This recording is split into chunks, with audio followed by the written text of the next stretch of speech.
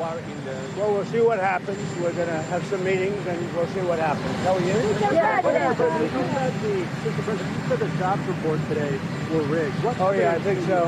And if you look at before the election, the same kind of thing happened.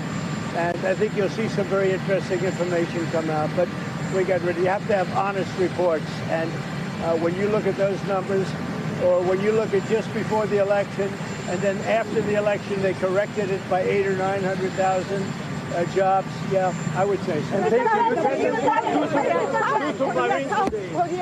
Korea in the United States. We have a great relationship. Tell me talks, and when do you have?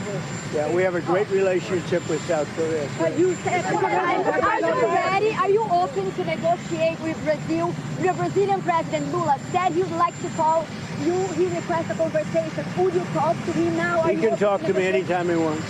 So are you open to tariffs? Yeah, he can talk to me anytime he wants. What is on the table for Brazil?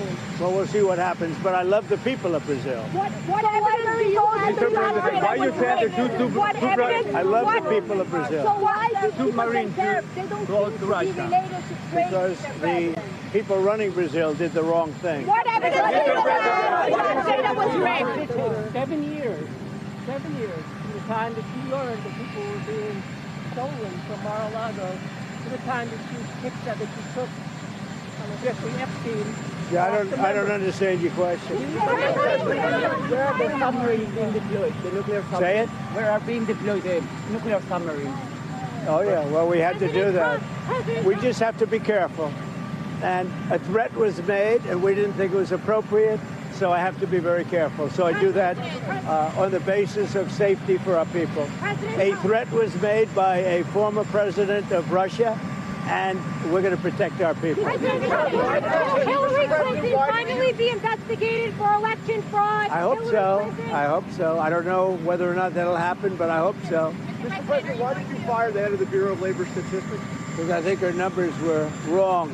Just like I thought her numbers were wrong before the election. Days before the election, she came out with these beautiful numbers for Kamala. I guess Biden/Kamala. And she came out with these beautiful numbers trying to get somebody else elected. Then right after the election, I think on the 15th, November 15th, she had an $800,000 or $900,000 massive reduction. Said she made a mistake. No, that woman's numbers are. Any evidence that she faked? Say it. Yeah, one of the governors, as you know, of the Federal Reserve has just announced she's resigning. I understand it was over the fact that she disagreed with somebody from her party. She disagreed with Tulate. You know who Tulate is? Yeah. She disagreed with Tulate on the interest rate. So we'll see what happens. But we just found out that I have a open spot on the Federal Reserve Board. I'm very happy about that, John.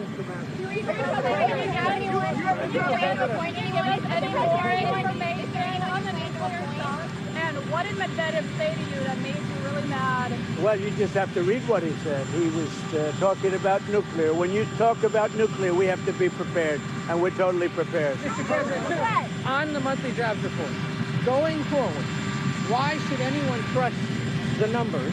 Well, that's the big thing. You're right. No, you're right. Why should anybody trust numbers? You go back to election day.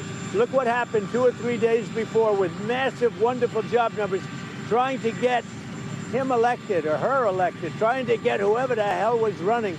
Because you go back, and they came out with numbers that were very favorable to Kamala, okay, to trying to get him elected, trying to get her elected.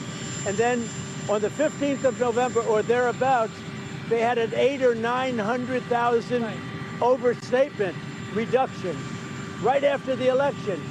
It didn't work because you know who won, John? I won. But here's the thing. Your supporters have had issues with these numbers. I've had issues with the numbers for a long time. But we're doing so well. I believe the numbers were phony, just like they were before the election. And there were other times. So you know what I did? I fired her. Right. And you know what? I did the right thing. If any government official going forward is presenting data or information you don't like, should they fear for their job? I've always had a problem with these numbers. You know, I was thinking about it this morning. Before the numbers that came out, I said, who is the person that does these numbers? And then they gave me stats about before the election. I had a similar problem. I mean, she gave out numbers that were so good for the Democrats. It was like unbelievable. And then right after the election, she corrected those numbers with, I think, almost 900,000 corrections. I think nobody had ever seen anything like it. Well, today she did the same thing with the 253,000, whatever the number was. No, we need people that we can trust. I mean, your question is a very good one. We need people we can trust. What about Switzerland? What would you like to see from You know Switzerland? who you plan to replace her with? I've got about 3 very good, I have a lot of good candidates. I will say everybody wants it. I've had more phone calls, but I have 3 people that Do are you have a background in labor You know, I could do a long-term thing or I could do a temporary. It's a 14-year term. Right, but do you put someone in who actually has labor statistics experience? I put somebody in who's going to be honest. That's all we want. I have a choice. I can have 4 months. I can do a short term, or I can do a 14-year deal. So we'll see. We have a lot of people. We get a lot of good people around. Can I ask you a construction question? Switzerland. That was the shock, the tariff rate with Switzerland. It was higher than other European. Well, the problem with Switzerland, we have a $40 billion deficit with Switzerland, and I spoke yesterday to Switzerland, but we have a $40 billion deficit with Switzerland. That's a big deficit. Question on the construction. Can I ask you a question on the construction? You say you're raising $200 million. You're donating a bunch. Others are as well. Are you blocking foreigners from donating money to build that addition? Honestly, I never even thought of it, but it doesn't matter. I'm putting up my money, but it doesn't even matter. They've wanted a ballroom at the White House, and it's been very popular. You know, when we put it out You're yesterday. not ruling out that a crown prince or some European No, I'm not or an looking. Asian I'm not official looking can for money that. You know, you have very strong restrictions as to who can donate, and we go by the restrictions. And was it a will you It's give not us the, a lot of. I mean, it's not that much money. will It's you money, release but the names of the donors? yeah, I'll do that. I didn't even start yet, by the way. But when I do, I'll release How the many names. donors do you think it's going to take to get the $200 million? Maybe one, me. But You would cut that check yourself. I would, yeah. Did you talk to Steve Witkoff today from his journey to Gaza? Did you talk to Steve Witkoff? I did. I spoke to Steve Witkoff. He had a great meeting with a lot of people, and the primary meeting was on food. And he also had some other conversations that I'll tell you about later. But he had a meeting on getting the people fed, and that's what we want. And I'll see you later on.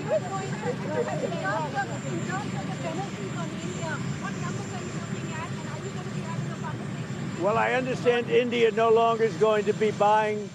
That's the president speaking at the White House as he is just now about to head off to New Jersey. We want to add a couple of details here. First of all, he talked about his concern about revisions from the Bureau of Labor Statistics. Having covered the economy for years for CNBC, revisions are very common. They go back decades, not at all uncommon. They essentially look at the data as it comes in, and very often data comes in that revises previous months. That has happened under both Republicans and Democrats, and President Biden has also seen numbers that were revised down. Separately, a big story there also concerns positioning United States nuclear subs off the coast of Russia because of threats made by Mr. Medvedev. Let's talk back now with NBC's Yamiche Alcindor, still at the White House. Yamiche, there's an awful lot to chew on. Also, one of the Fed governors is going to be returning to Georgetown University. But let's start, if we could, with Russia and the United States moving military subs closer to, we don't know exact distances, but closer to Russia.